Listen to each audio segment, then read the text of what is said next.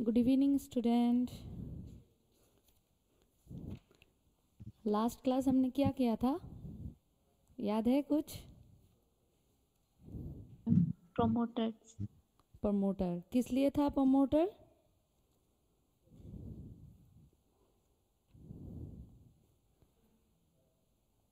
Promoter किस लिए था और कौन था प्रमोटर?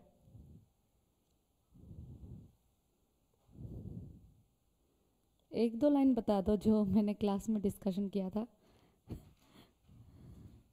तो मुझे लगेगा कि तुम लोग थोड़ा सा देख के आए हो।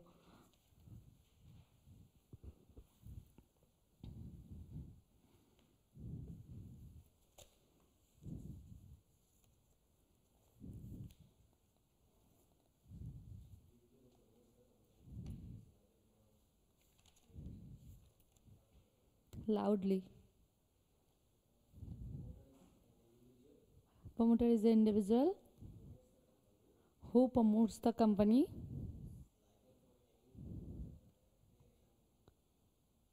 not liable, who originates idea or schemes, who gets subscribers, who arrange funds।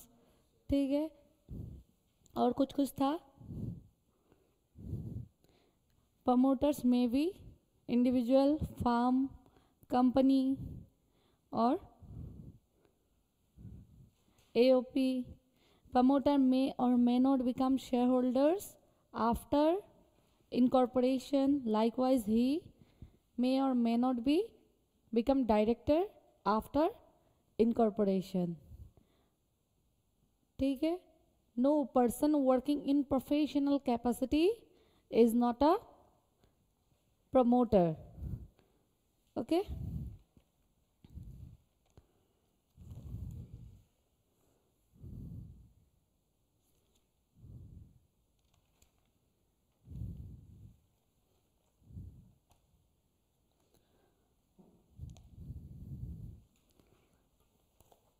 And next, last में हम लोग देखे थे, देखा नहीं था ऐसे, मैंने थोड़ा सा डिस्क्रिप्शन में ब्रीफ में बताया था सेक्शन 3 के बारे में, जो क्या था, formation of company. Section 3 companies act 2013 provided for the formation of company. क्या क्या कंपनी बनता है? Public company, private company, OPC बनता है। उसमें क्या होता है, a company may be formed for any lawful purpose by 7 or more person where the company to be formed is to be public, 2 or more person where the company to be formed is to be a private company, or 1 person where the company to be formed is to be 1 person। Private company में क्या होता है, bye subscribing their names or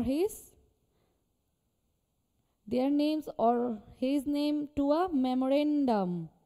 मैंने first class में बताया था कुछ एक मेमोरेंडम आर्टिकल्स बोल के होता है। क्या होता है वो? मेमोरेंडम ऑफ, हाँ हाँ जोर से। रूल्स रेगुलेशन किस में होता है?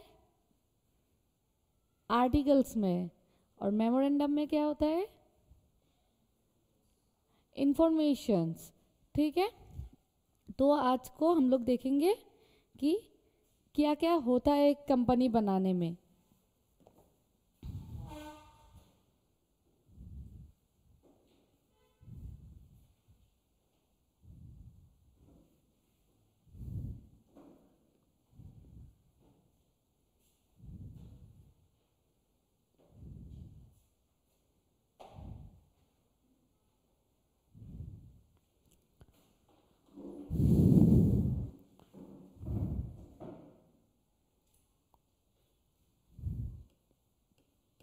बाप रे, इतना बड़ा बड़ा क्या?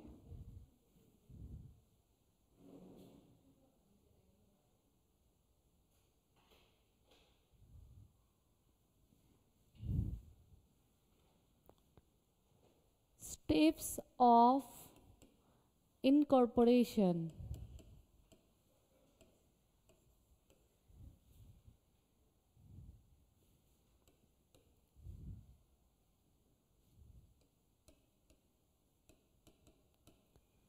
स्टेप्स ऑफ इनकॉर्पोरेशन, एक कंपनी बनने के लिए क्या क्या स्टेप लगता है और क्या क्या स्टेप जरूरी है, मैंडेटरी है।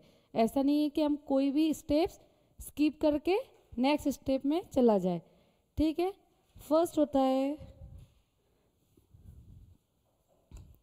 First decide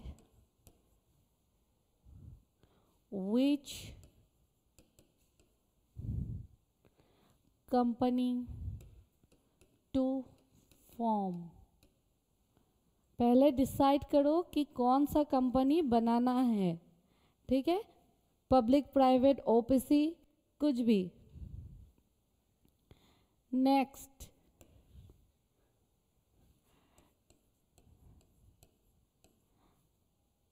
reservation of name. Google account किस किस का है? सबका नहीं, खुद का बोलो। ऑनलाइन स्टूडेंट,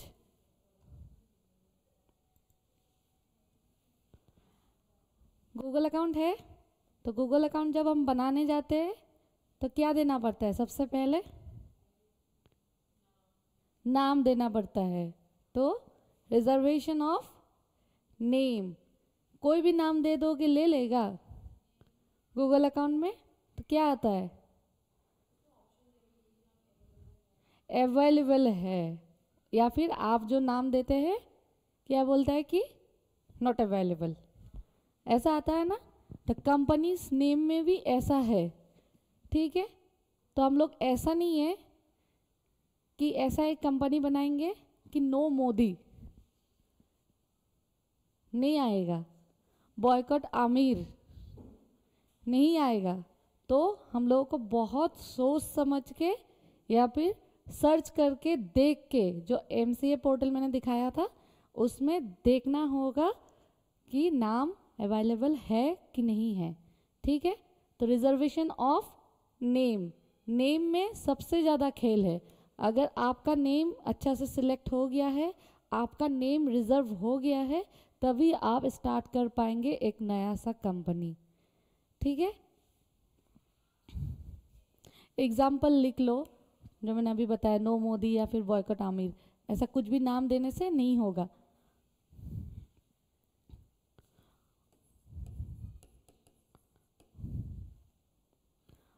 ऑब्टेनिंग DSC और DIN। DSC, कुछ idea? DSC, what is DSC और full form of DSC? Digital signature certificate. आजकल ऐसा नहीं चलता है कि आप खुद का नाम ऐसे करके लिख दोगे और हो जाएगा। आपको ऐसा होने से क्या होता है, कॉपी करो और चिपका दो। तो ऐसा अभी रूल्स नहीं है। तो आपको फिजिकली नहीं, डिजिटली सिग्नेचर करना होता है, और एक टोकन जो मिलता है उससे आपका सारा साइनिंग कंपनी का डायरेक्टर जो होगा या फिर जो मेन मेंबर होगा, मैनेजिंग डायरेक्टर, उनका DSC इम्पॉर्टेंट है। डीन, क्या है dean?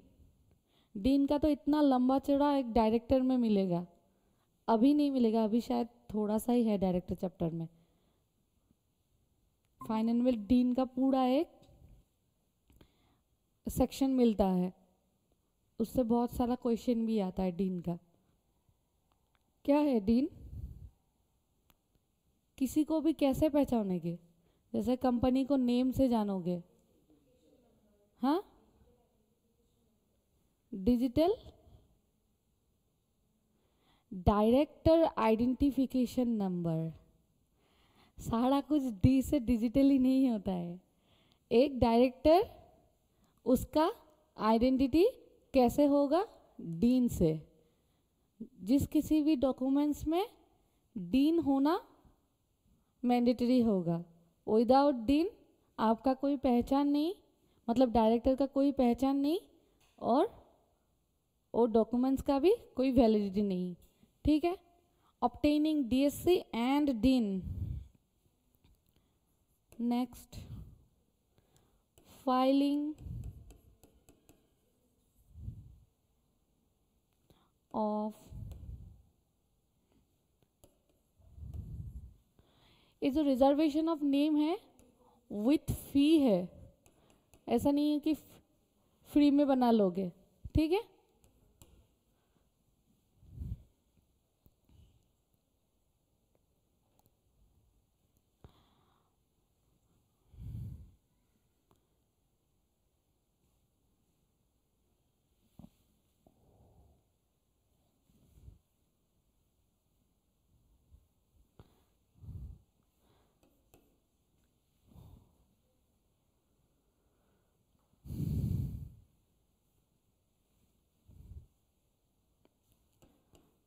Drafting documents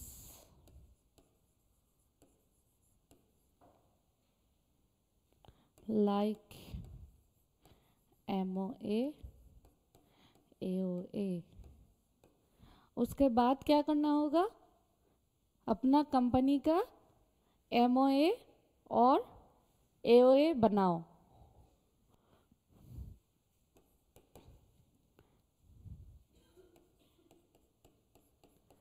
filing of incorporation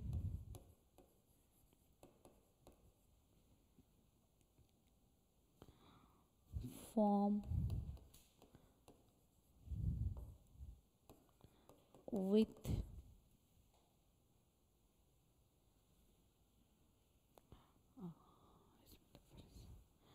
filing of incorporation form with necessary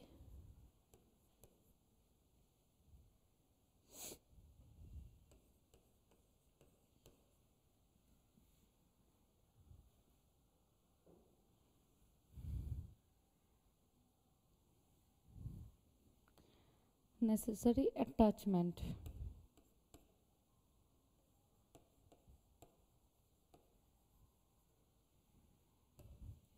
filing of incorporation form with necessary attachments. जो जो फॉर्म अभी मिलेगा हम लोग देखेंगे अभी, उसमें जो जो फॉर्म है सब कुछ फाइल करना होगा with necessary attachment. Pay fees and stamp duty. एक फीस भी है, उसको भी पे करना होगा।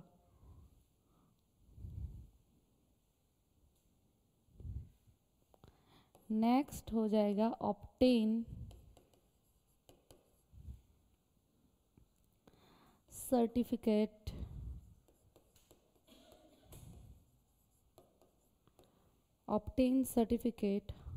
Of incorporation.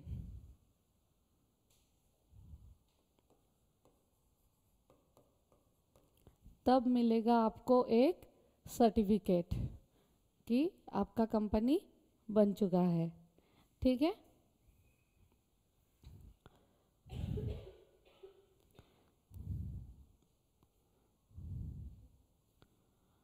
नेक्स्ट आ जाएगा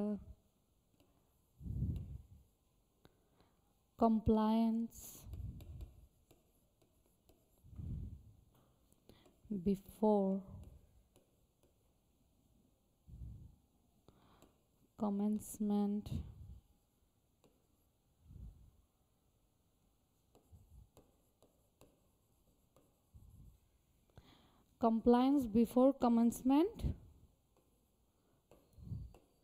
of business।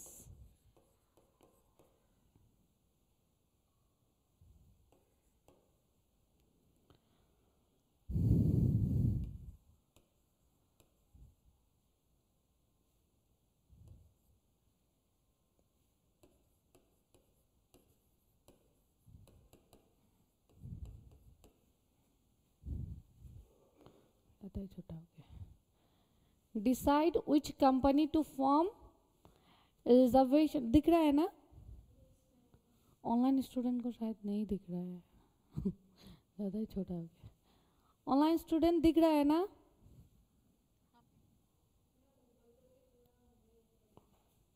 वैसे करके कैसे होता है? हाँ,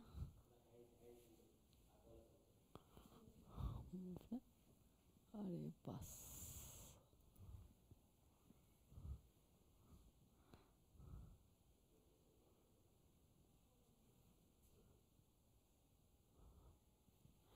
ऑनलाइन स्टूडेंट दिख रहा है ना? Steps of incorporation, Yes, ma'am. decide which company to form, reservation of name with fees, obtaining DSC and DIN, drafting documents like MOA and AOA।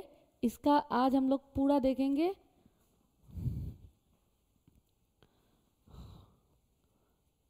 AOA MOA क्या होता है, कैसे बनता है, क्या क्या क्लॉज है इसमें, ठीक है?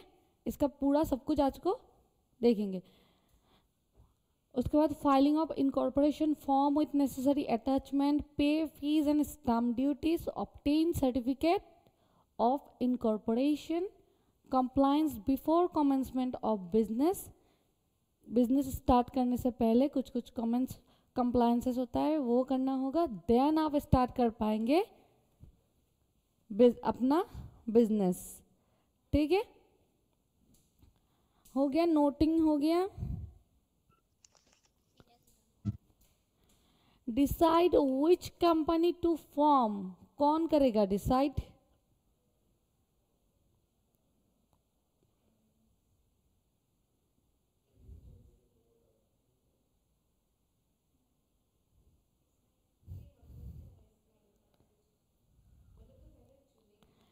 हाँ, जो चुनेंगे कि कौन सा कंपनी बनाना है, कौन करेगा? कौन डिसाइड करेगा? प्रमोटर, ओनर यूज होता नहीं है इसमें। प्रमोटर, पूरा क्लास कल को दे दिया था प्रमोटर में, और अभी बोल रहे हो कि कौन डिसाइड करेगा? डिसाइड करेगा प्रमोटर। उसके बाद रिजर्वेशन ऑफ नेम, ये सब भी प्रमोटर ही करेगा, लेकिन स्टार्टिंग फेज हो जाएगा प्रमोटर का, ठीक है? ऑनलाइन स्टूडेंट समझ में आया? चलो अभी देखते हैं।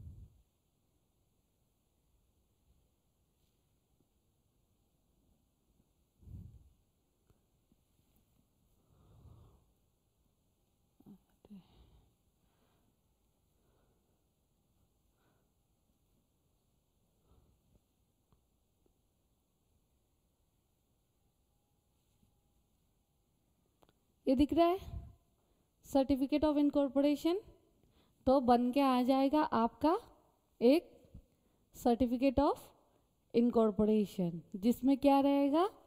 कॉर्पोरेट आइडेंटिफिकेशन नंबर, सीन आपका कंपनी का। ऑनलाइन स्टूडेंट दिख रहा है ना? इसको बड़ा कर सकते हैं?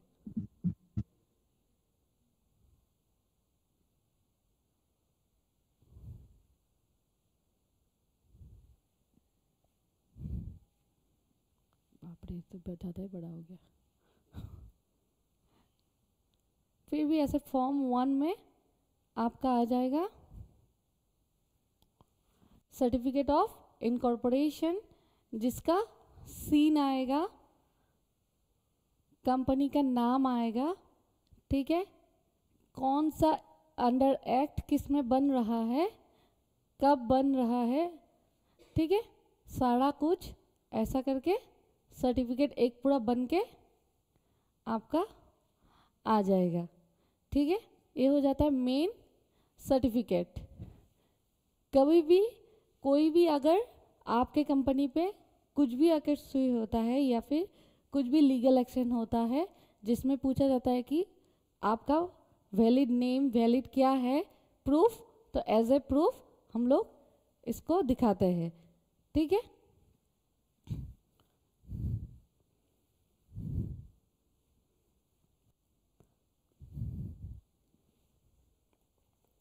तो देखो बुक में है फर्स्ट आपका reservation of name, selection of name for the company. Before incorporation of a company, the promoter has to select a name for the company. While selecting the name of the company, the promoter has to comply with the provision of Rule 8, which gives the list of desirable name.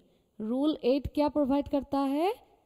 कौन सा list cannot be name cannot be adopted. तो हम लोगों को name choose करने से पहले क्या देखना होगा? रूल 8। ठीक है,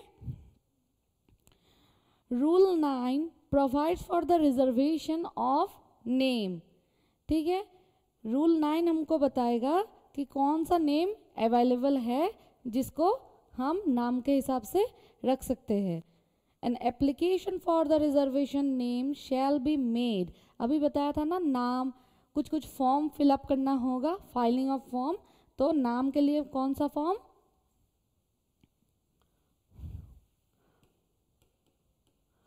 फॉर नेम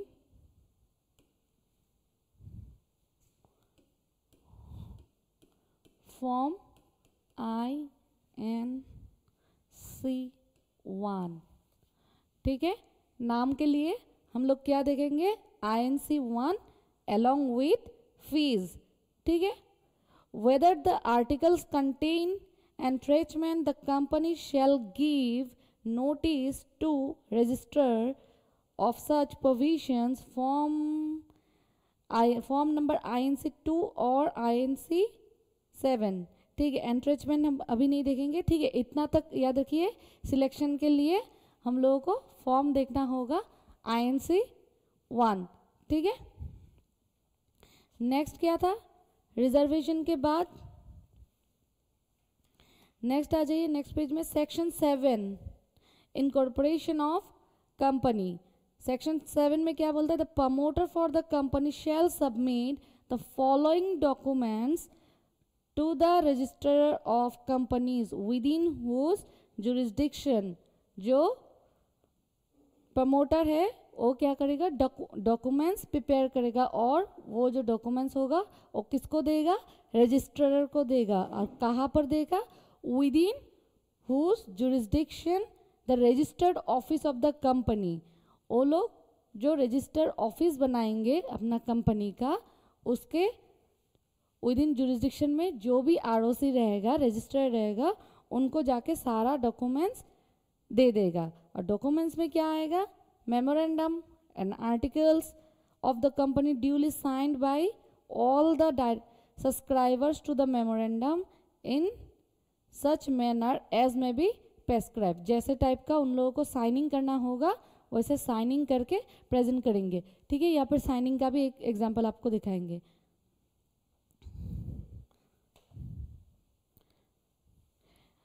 उसके बाद क्या है? A declaration in the prescribed form by advocate, chartered accountant, cost accountant. कुछ मिला अपना काम? कॉस्ट अकाउंटेंट भी डिक्लेरेशन दे सकता है कि ये कंपनी बन चुका है। ठीक है, तो ऐसे ही पता चलता है कि हम लोग का काम क्या होता है। नहीं तो कैसे पता चलता है कि हम लोग का काम क्या है? ठीक है, तो इस लाइन से पता चलता है कि हम लोग कंपनी फॉर्म कर सकते हैं किसी भी कंपनी का। ठीक है, declaration of in prescribed form by an advocate, chartered accountant, cost accountant और company secretary in practice। जब जॉब होल्डर होगा तो वो नहीं कर पाएगा। इन प्रैक्टिस जिसका अपना खुद का मेंबरशिप नंबर होगा, COP नंबर होगा, इन प्रैक्टिस वही बना सकता है। Who is engaged in formation of the company and by a person named in the articles as a director, manager or secretary of the company, that all the requirement of the act and rules, जो जो rules रहेगा act में बताया जाएगा in respect of registration, तो सारा कुछ मान के आपको declaration देना होगा. A declaration from each of the subscribers to the memorandum, सबका declaration चाहिए. किसका किसका? जो जो मेमोरेंडम का सब्सक्राइबर बन जाएगा सबका डिक्लेरेशन चाहिए. From person name as the first director if any, कोई अगर फर्स्ट डायरेक्टर है तो उसका नाम भी चाहिए. किसमें चाहिए? In the article stating that form number INC 9. क्या डिक्लेरेशन देना होगा जो डायरेक्टर और सब्सक्राइबर होगा? ही इज नॉट, ये बहुत इंपॉर्टेंट क्या बोलेंगे पैरा है. क्या क्या डिक्लेरेशन देना पड़ता है फर्स्ट डायरेक्टर को, वो भी दे दिया है. He is not convicted of any offence in connection with the promotion, formation and management of any company. ठीक है, और किसी भी कंपनी में कोई भी ऑफेंस ऐसा कुछ नहीं किया है, उसका एक डिक्लेरेशन देना होगा. ठीक है, छोटा क्वेश्चन में ये पूछ सकता है. He is not found guilty of any fraud और मिसफेस और any breach of duty to any company under this act. इस एक्ट के हिसाब से कोई भी ड्यूटी को तोड़ा नहीं है, वो भी उसका डिक्लेरेशन देना होगा. अगर कोई एक डायरेक्टर अपना ड्यूटी अच्छा से नहीं, हम लोग देखेंगे डायरेक्टर चैप्टर में डायरेक्टर्स का ड्यूटीज़ क्या क्या होता है. कोई डायरेक्टर अगर अपना ड्यूटीज़ एक कंपनी में ठीक से नहीं कर पा रहा है, उसको तोड़ता है, तो वो दूसरा कंपनी में कैसा करेगा. ठीक है, इसलिए उसको एक डिक्लेरेशन देना होता है. क्यों देना होता है समझ में आया? क्यों देना होता है? ऑनलाइन स्टूडेंट समझ में आ रहा है ना?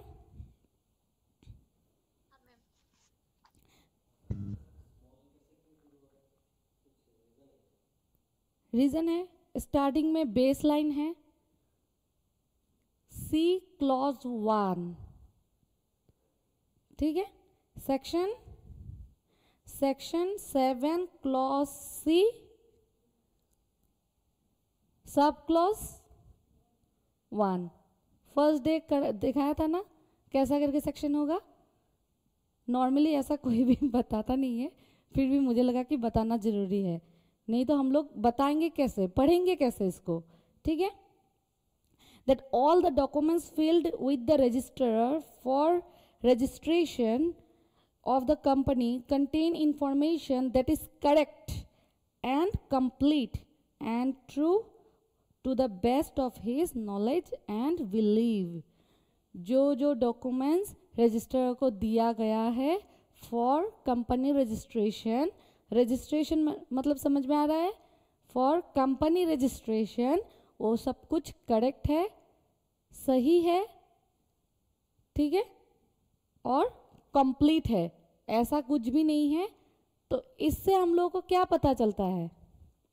कोई भी अगर इलीगल या फिर कोई भी अगर ऐसे ही फॉर्म कर देगा तो कौन लायबल होगा? Who is liable?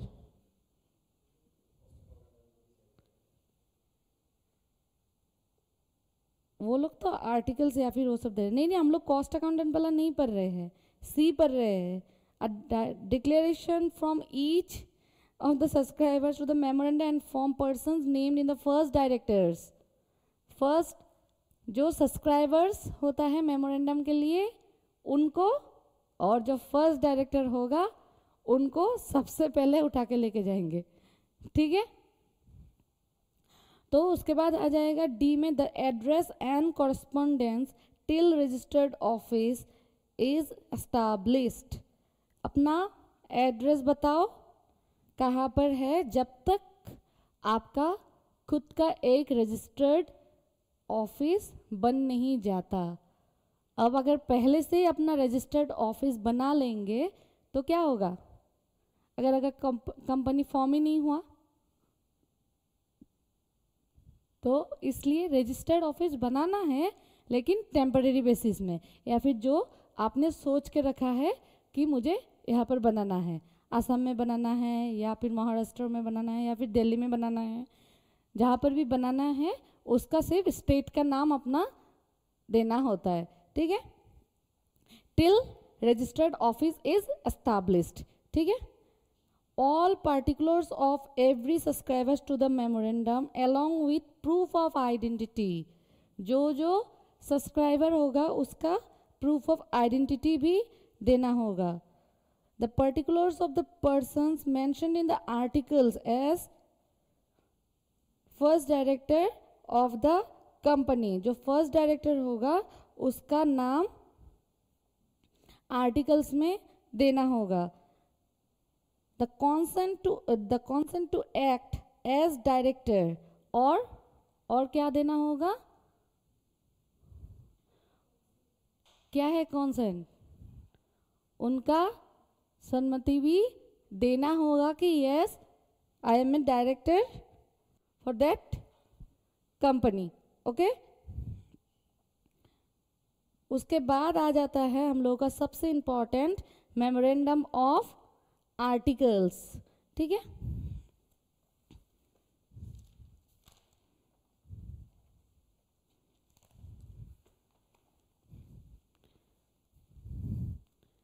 इसमें इतना बड़ा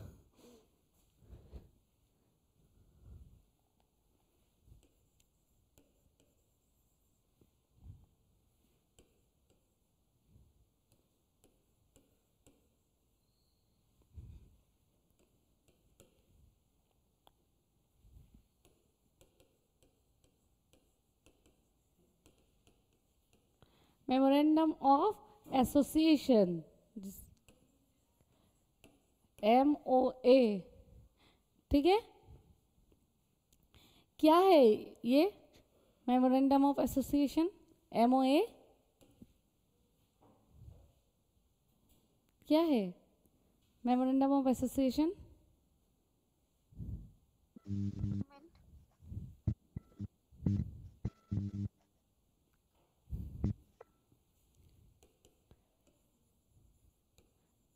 एक legal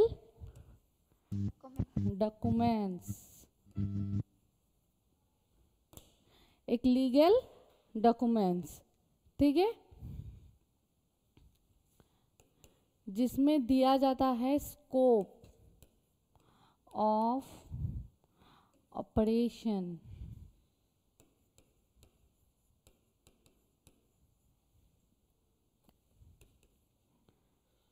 defines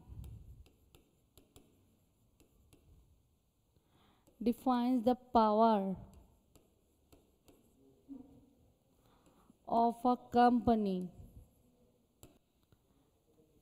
define the power of a company,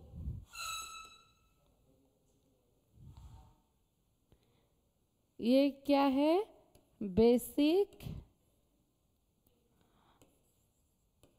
documents और charter of existence of a company.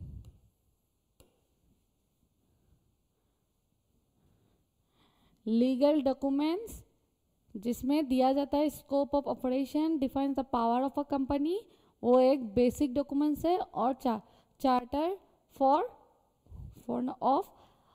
Of existence of a company, company है उसका एक एग्जिस्टेंस समझाता है एक MOA, ठीक है।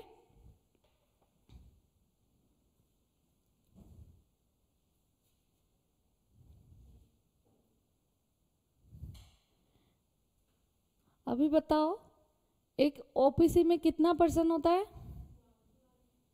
क्या उसके लिए जरूरी है MOA बनाना? सिर्फ तो एक ही पर्सन है। मैम बेसिक डॉक्यूमेंट्स के बाद वो क्या है ऑब्लिक पे?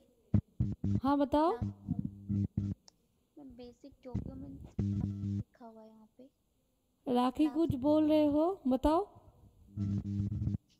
मैं बेसिक डॉक्यूमेंट्स के बाद क्या लिखा है वो चार्टर, CHARTER, डॉक्यूमेंट्स लिखने से ही हो जाएगा।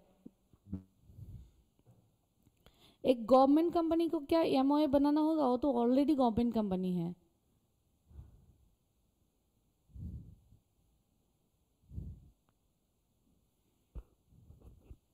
बताओ क्या होगा। बनाना पड़ेगा। क्यों बनाना होगा? जोर से बताओ। वो सब हम लोगों को पता चलेगा MOA से। कोई भी कंपनी हो, कैसा भी कंपनी हो, उससे हम लोगों का कोई मतलब नहीं है। सिर्फ हम लोगों को क्या बनाना होगा, कंपनी फॉर्म हो रहा है मतलब MOA भी बन रहा है, वो जैसे भी कंपनी हो। ठीक है, हो गया नोटिंग? तो एक लाइन लिखो, MOA is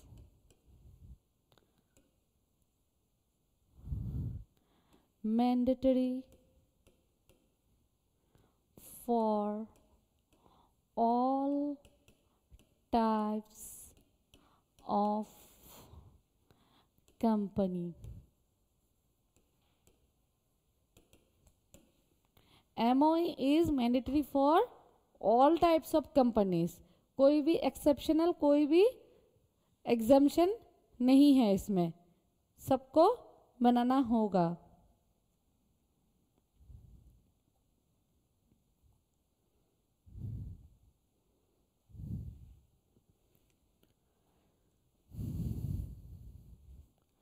क्या हम लोग MOA को ऑल्टर कर सकते हैं? कोई चेंजेस कुछ कर सकते हैं इन फ्यूचर आफ्टर इनकॉर्पोरेशन? कर सकते हैं। उससे क्या MOA का नाम जो है ये चेंज हो जाएगा? नहीं पता।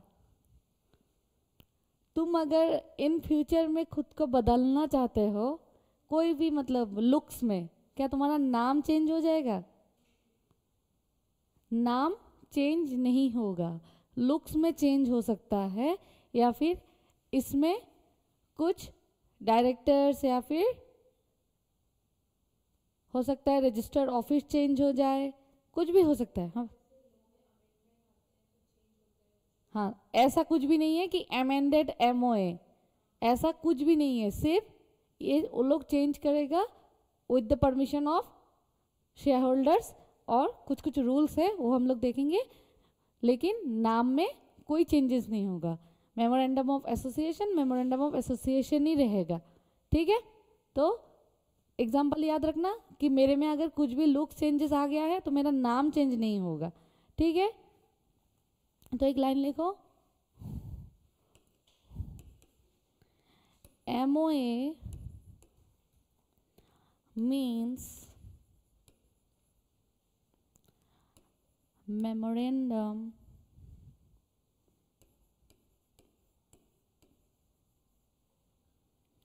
as originally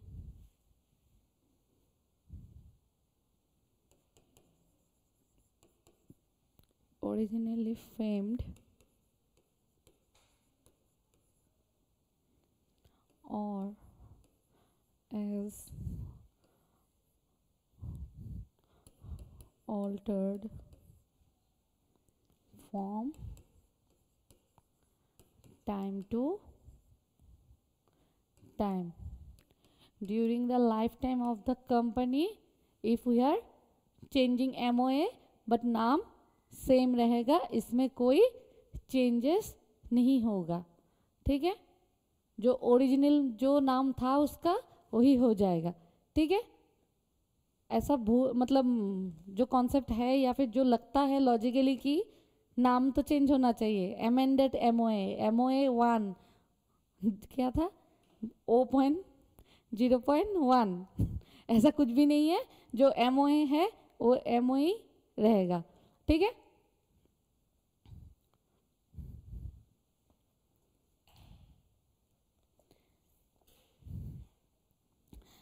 the memorandum of association of the company is in fact it's charter, ठीक है, जिसमें सारा कुछ दिया रहेगा कि कंपनी का नाम क्या है। नेक्स्ट देखते हैं, सब समझ में आ जाएगा धीरे धीरे। It defines its constitution and the scope of power of the company with which it has been established. ये एक ऐसा डॉक्यूमेंट्स है जो बताता है इसका स्कोप क्या है, उसका पावर क्या है, ठीक है। It is the very foundation on which the whole edifice of the company is built। कैसे करके कंपनी बना है, कैसे करके रहेगा, क्या क्या होगा, सब कुछ इसमें दिया रहेगा, ठीक है। इसमें कुछ कुछ क्लॉजेस होता है, जैसे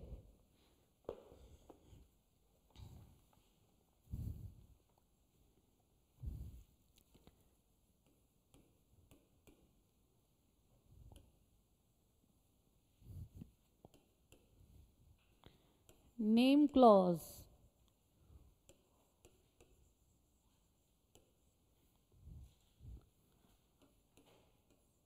object clause,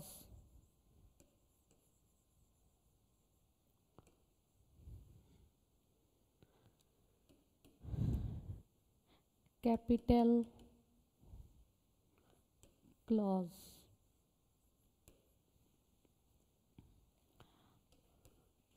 liability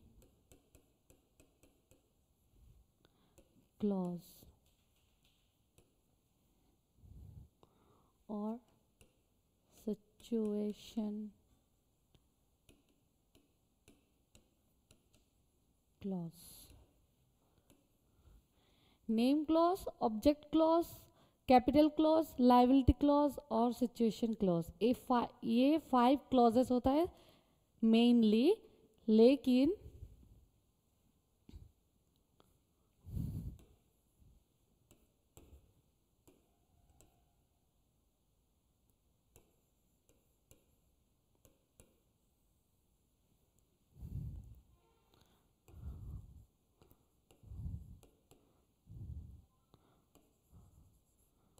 nomination clause जो होता है ओनली, हम लोगों ने ओपीसी में क्या देखा था, नॉमिनेशन, नॉमिनी बनाना इंपॉर्टेंट है, क्यों है, for continuation of the company, और सब्सक्रिप्शन,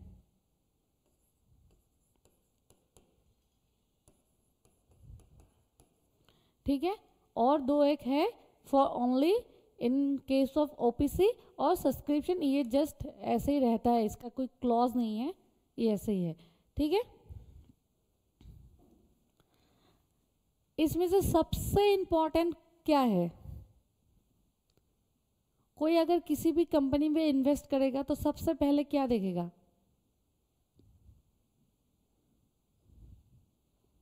कोई अगर अपना पैसा किसी भी कंपनी में इन्वेस्ट करना चाहता है तो, क्योंकि ये एक पब्लिक डॉक्यूमेंट्स है, विथ मिनिमल फीस देके कोई भी एमओए को डाउनलोड कर सकता है, कोई भी एमओए को देख सकता है, ठीक है। तो कोई भी इंसान, अगर कोई भी इंडिविजुअल जिसके पास बहुत पैसा है, वो किसी कंपनी का शेयर में इन्वेस्ट करना चाहता है, तो कौन सा क्लॉज ऐसा है जो उसको वो देखकर समझ में आएगा कि it is the best company for investment. तो क्या देखेगा, तुम अगर देखोगे, ऐसे तो हम लोग देखते नहीं है, किसी का सुनते हैं तो लगा देते हैं,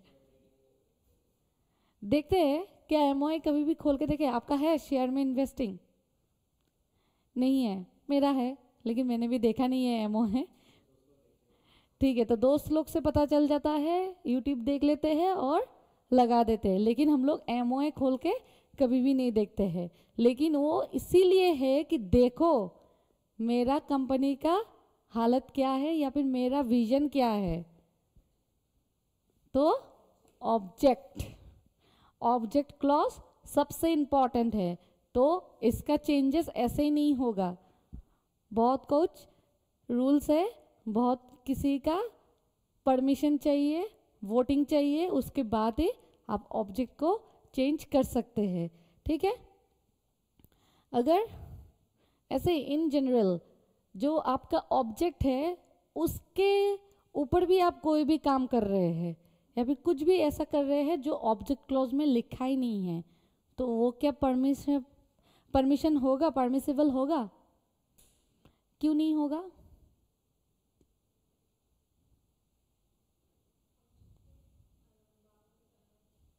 ऑब्जेक्ट के बाहर कुछ काम कर रहा है तो वो परमिशिबल नहीं है, तो उसको लॉ के लैंग्वेज में हो गया, नोटिंग हो गया, ऑनलाइन स्टूडेंट हो गया है।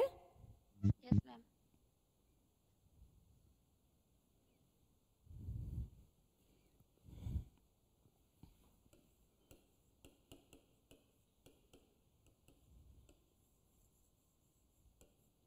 ऑब्जेक्ट क्लॉज के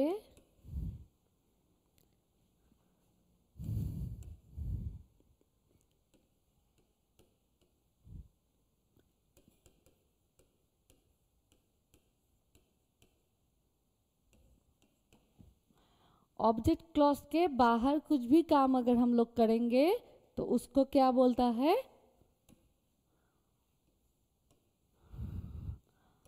अल्ट्रा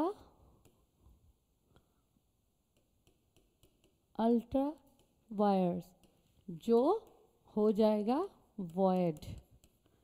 कोई भी अगर कॉन्ट्रैक्ट आप बनाते हैं beyond the power of object clause तो वो हो जाएगा void.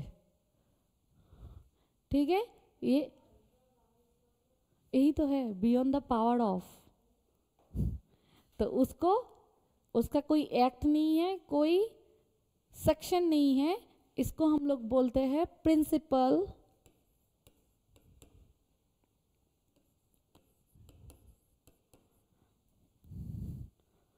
Of doctrine of ultra vires. Important है, एग्जाम में शॉर्ट नोट कभी कभी पूछता है ये। ठीक है,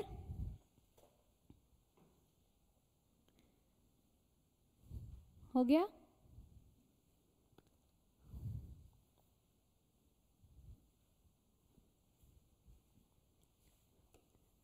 Can we see any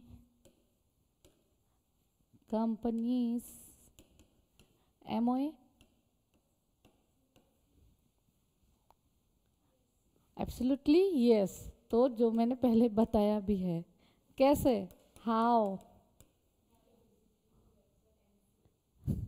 Visiting the MCA with पे भी करना होगा ना? हाँ, पे करना होगा, ऐसे ही हम किसी का MOI नहीं देख सकते हैं, इसीलिए तो कोई देखता नहीं है, लेकिन उसका अमाउंट कम ही है, शायद 100 रुपीज़ है, ऐसा ज़्यादा नहीं है, 100 200 ऐसा ही कुछ है। ठीक है, तो how MOA of a company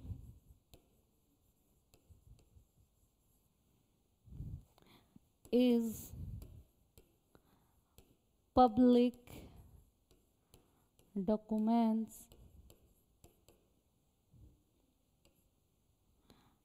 and can be obtained by anyone by paying the requisite fees. MOA of a company is public documents can be obtained by anyone by paying the requisite fees. ठीक है,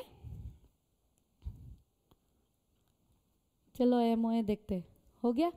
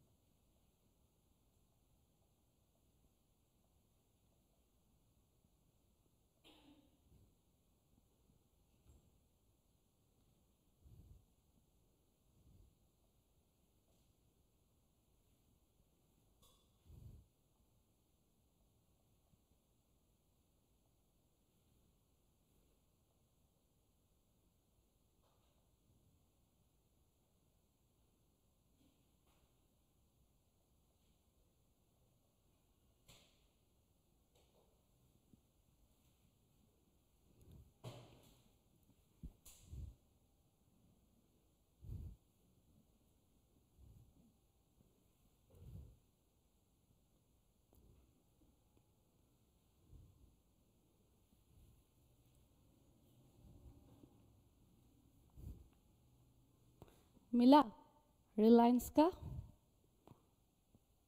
ये available था इसीलिए आ गया है ऐसे सबका नहीं आएगा। क्या है, memorandum of association and articles of association of Reliance broadcast network limited.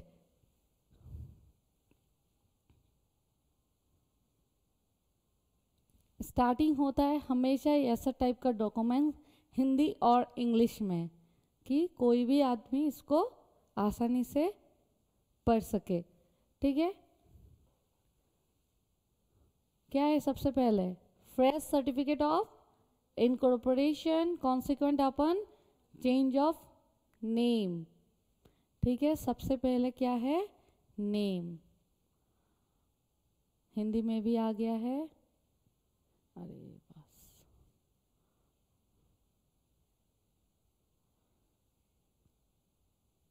उसका ये तो दिया हुआ है, जो उसका ओरिजिनल सर्टिफिकेट है उसका भी एक फोटोकॉपी इसमें अटैच किया हुआ है। ठीक है,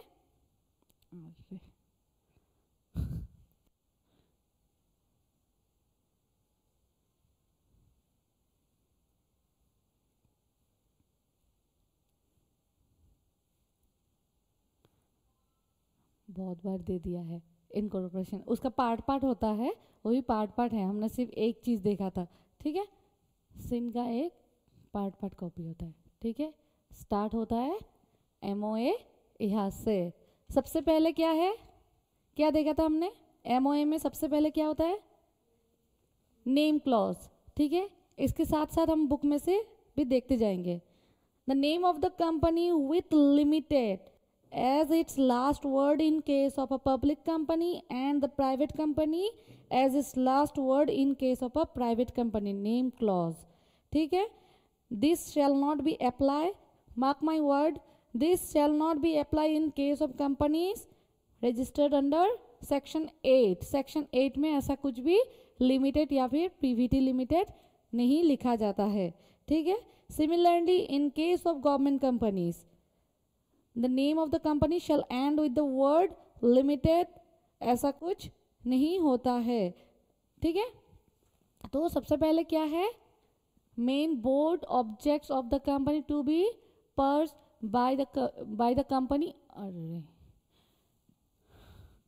बाय द कंपनी, उसका सबसे पहले आ गया the name of the company is Reliance broadcast network limited. इससे क्या पता चलता है क्या कंपनी है, कौन सा कंपनी,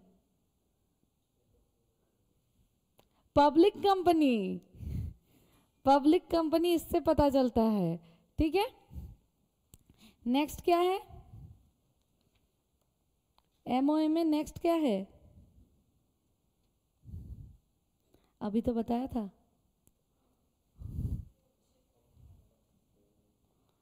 ऑब्जेक्ट ऑब्जेक्ट नहीं है एक्चुअली, नेक्स्ट हो जाता है registered office of the company. ठीक है, registered office of the company will be, इसमें विल बी क्यों है? Will be situated in the state of Maharashtra that is within the jurisdiction of register of companies Maharashtra at Mumbai. Will be क्यों है? क्योंकि ammo बनता है प्री इनकॉर्पोरेशन फेज में, तो पोस्ट इनकॉर्पोरेशन फेज में आपको बताना होगा आपका एड्रेस। क्यों बताना होता है एड्रेस, प्रॉपर एड्रेस?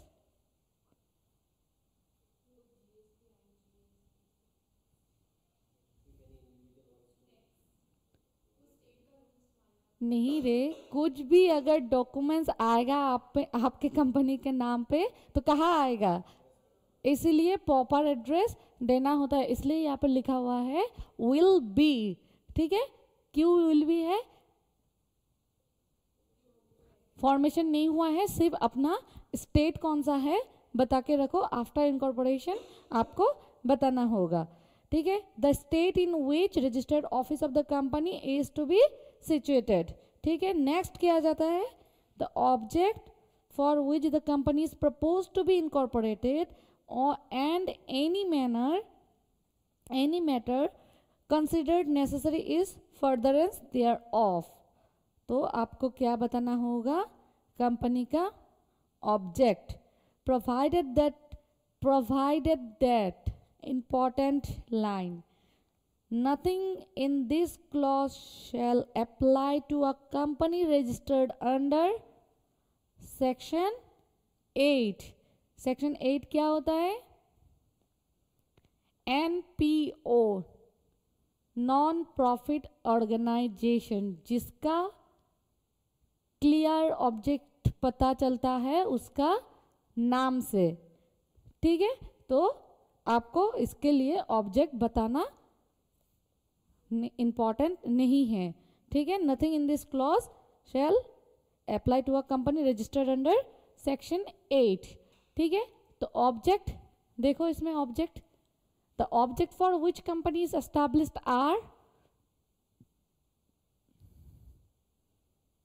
देख रहे हो ऑब्जेक्ट?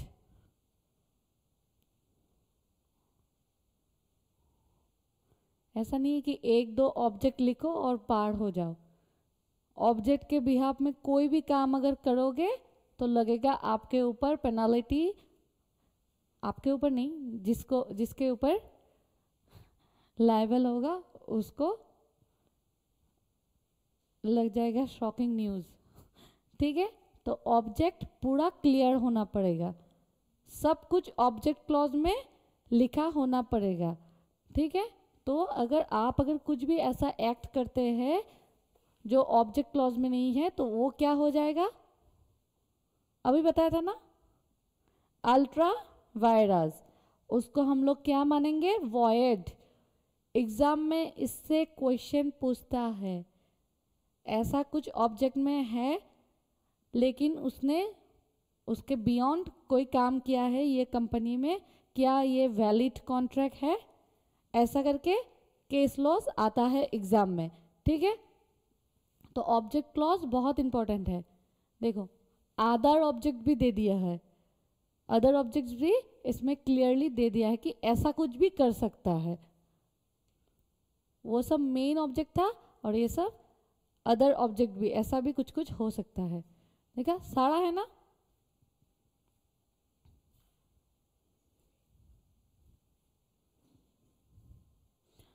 ऑनलाइन दिख रहा है ना? हाँ मैम।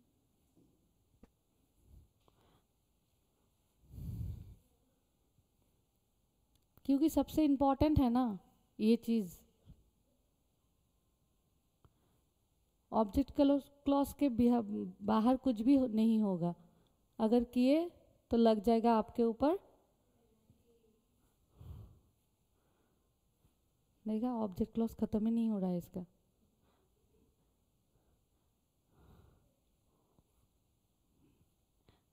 ठीक है, शायद खत्म हो गया है। ठीक है, क्या हो गया? 155 ऑब्जेक्ट के बाद ऑब्जेक्ट क्लॉज खत्म हो जाता है। नेक्स्ट क्या आ जाता है?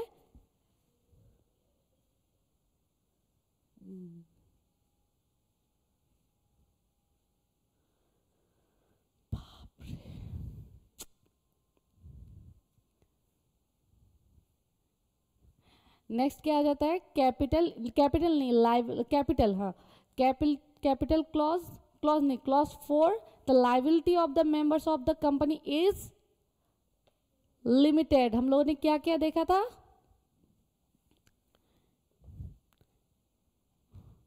बताओ, लाइबिलिटी लिमिटेड कंपनी में क्या क्या देखा था? Liability on the basis of liability, limited, unlimited. Limited में limited by shares, limited by guarantee. याद है? भूल गए? इतना जल्दी जल्दी भूल जाओगे तो एग्जाम में कैसे याद रहेगा? तो लिमिटेड बाय शेयर और लिमिटेड बाय गारंटी। तो लिमिटेड बाय शेयर में क्या होता है? अनलिमिटेड में तो आप गए, अनलिमिटेड हो जाएगा। लिमिटेड बाय शेयर में अनपेड जितना शेयर है वो हो जाएगा आपका लाइबिलिटी। और लिमिटेड बाय गारंटी में क्या होगा? गारंटी कंपनी में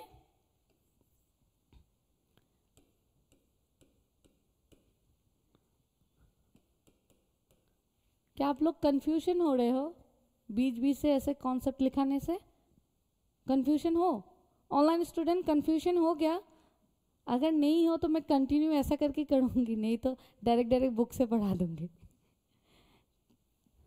कंफ्यूजन नहीं होना? ठीक है। तो गारंटी कंपनी में क्या होता है? Members are liable, members are liable to contribute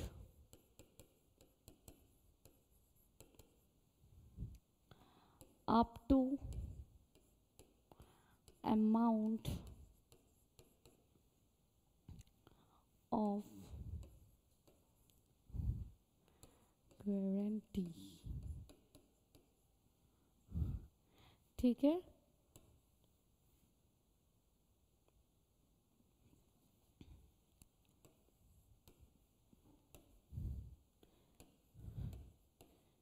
during lifetime at the time of winding up। कब था गारंटी कंपनी का? कब उसको देना होगा अपना गारंटी अमाउंट? याद है कुछ कुछ? क्या पढ़ाया था?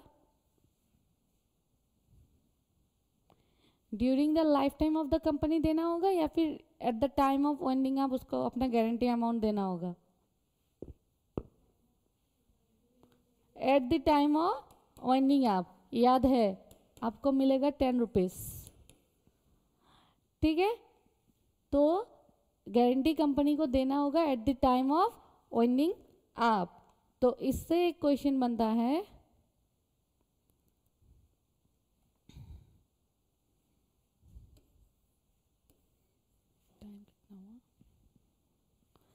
टाइम आप हो गया है, आज यहीं पर रखने देना, नेक्स्ट स्टार्ट करेंगे इससे। ठीक है, इतना तक रखो, नेक्स्ट क्लास इसको कंटिन्यू करेंगे। ठीक है, थैंक यू।